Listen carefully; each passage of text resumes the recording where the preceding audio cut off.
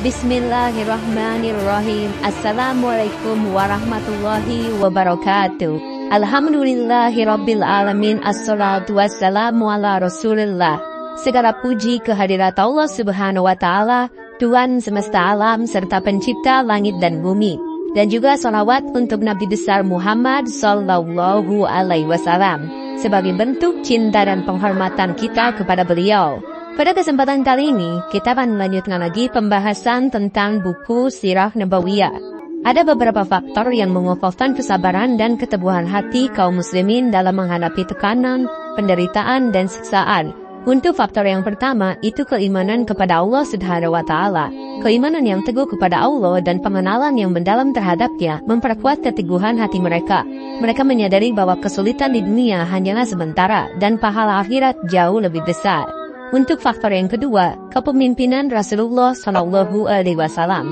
Rasul merupakan pemimpin yang sangat mulia dan memikat hati. Sifat-sifat beliau, kecerdasan dan kemuliaan membuat orang-orang tunduk kepadanya. Bahkan musuh-musuhnya mengakui keutamaan beliau.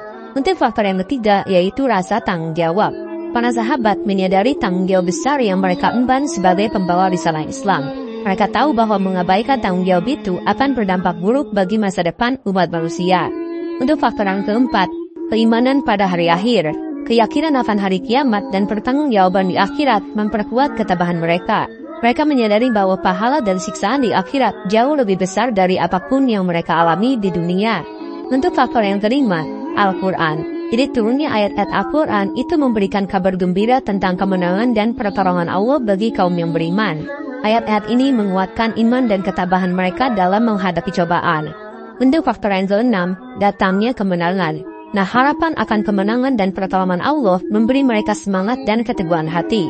Kabar gembira tentang kemenangan di masa depan memperkuat keyakinan mereka dalam menghadapi cobaan saat ini. Sekarang kita akan langsung saja membahas mengenai tahap ketiga dakwah di luar Mekah. Nah, dimulai ketika Rasul pergi ke Taif pada bulan Syawal tahun ke-10 kenabian, sekitar tahun 619 Masehi.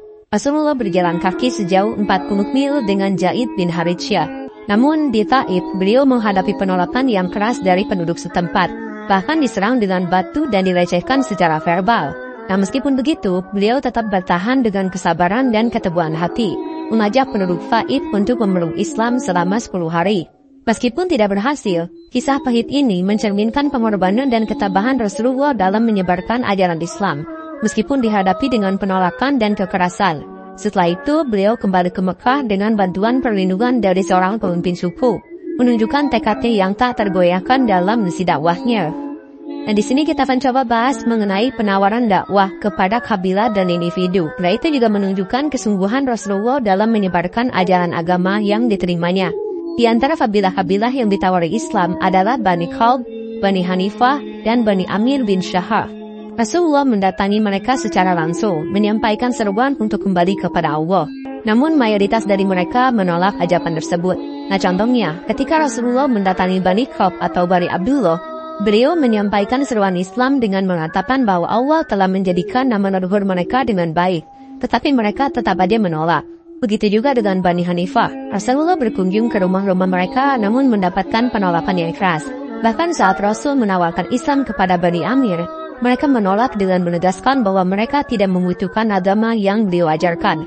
Meskipun demikian, beberapa kabilah menunjukkan ketertarikan, seperti Bani Amir yang mengajukan pertanyaan kepada Rasul tentang kemungkinan memperoleh kedudukan jika mereka mendukung beliau. Namun setelah mendapatkan penjelasan dari Rasul, mereka tetap aja menolak.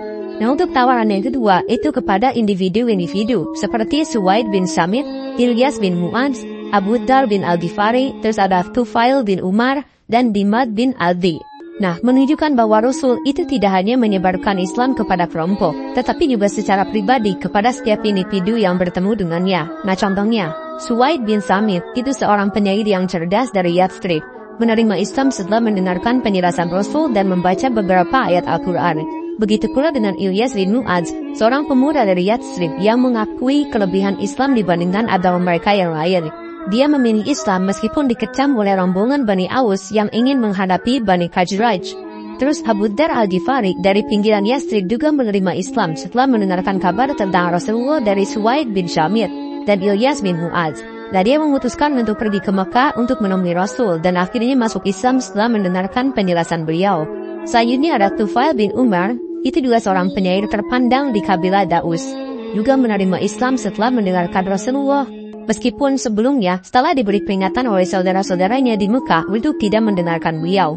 Namun, Tufail akhirnya mendengarkan dan menerima Islam setelah menyaksikan kebaikan dan kebenaran Islam dari Rasulullah SAW. Selanjutnya ada Dimad al-Adhi, juga seorang penyembuh dari Yaman. Awalnya ingin menyembuhkan Rasulullah karena dia dianggap gila oleh beberapa orang. Namun setelah mendengarkan penjelasan Rasul dan mengulangi syahadatnya 3 kali, Dimad juga memutuskan untuk masuk Islam. Nah, kisah-kisah ini menunjukkan beragamnya latar belakang dan profesi orang-orang yang menerima Islam, serta kekuatan dakwah dan kebenaran ajaran Islam yang dipresentasikan oleh Rasulullah kepada mereka.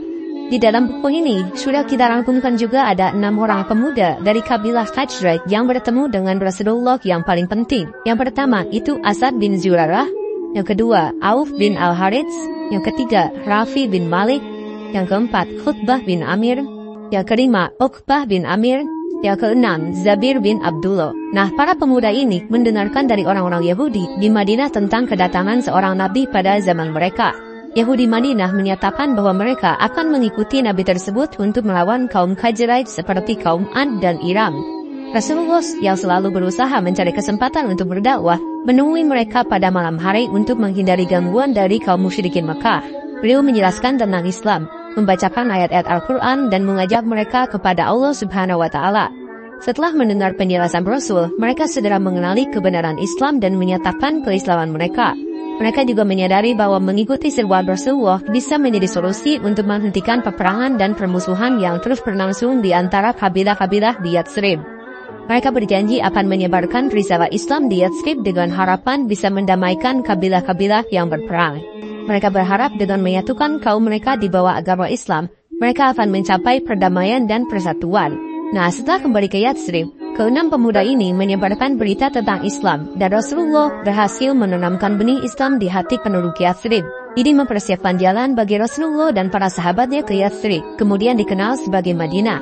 Ini juga menandai perubahan besar dalam strategi dakwah Islam dari Mekah ke Yatsrib, yang akhirnya menjadi pusat kekuatan dan penyebaran Islam. Pertemuan Rasul dengan 6 pemuda dari Yatsrib ini menjadi salah satu langkah bijaksana dan strategis dari Rasulullah yang berhasil memanfaatkan kesempatan yang ada untuk memperluas dakwah Islam dan menciptakan basis yang kuat di luar Mekah.